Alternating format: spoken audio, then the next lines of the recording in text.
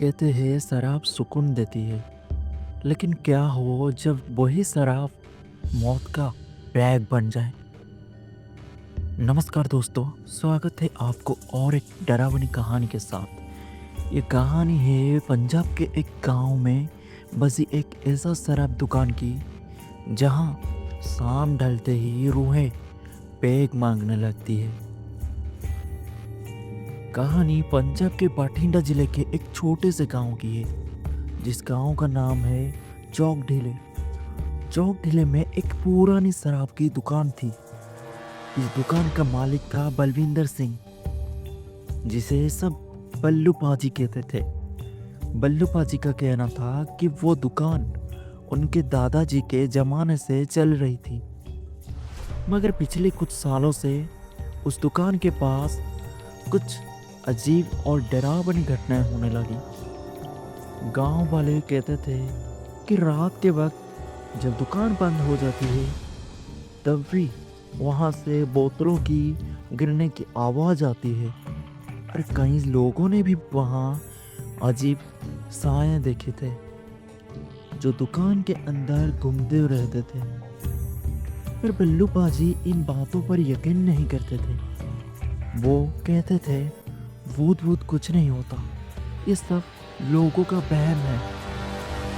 एक दिन गांव के दो लड़के सत्यजीत और श्यामनाथ नशे में टल्ली होकर रात के 12 बजे शराब लेने उस दुकान में घुस गए। दरवाजा अजीब तरीके से खुद ब खुद खुल गया। अंदर सब कुछ शांत था, हद से ज्यादा शांत।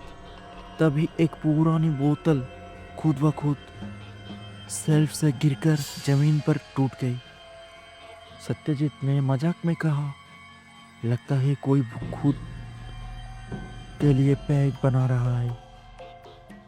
फिर अगले ही पल लाइट्स झपकने लगी और दुकान के अंदर अचानक धुंध भर गई। उसी धुंध में एक धुंधला सा साया, उसका चेहरा झलसा हुआ था और आंखें अंगारे जैसी लाल।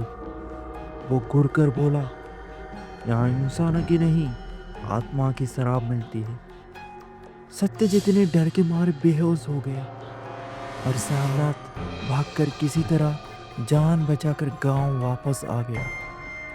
जब लोग दुकान पर पहुंचे तो सत्यजीत की लाश एक कोने में मिली।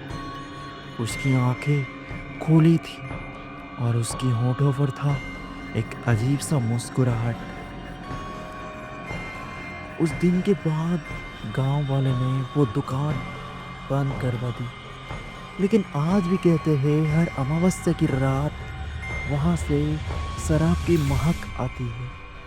और कभी कभी टूटे हुए पंजाबी में चीखते हुए कहता है, एक पैग और दे दो, बस आखिरी।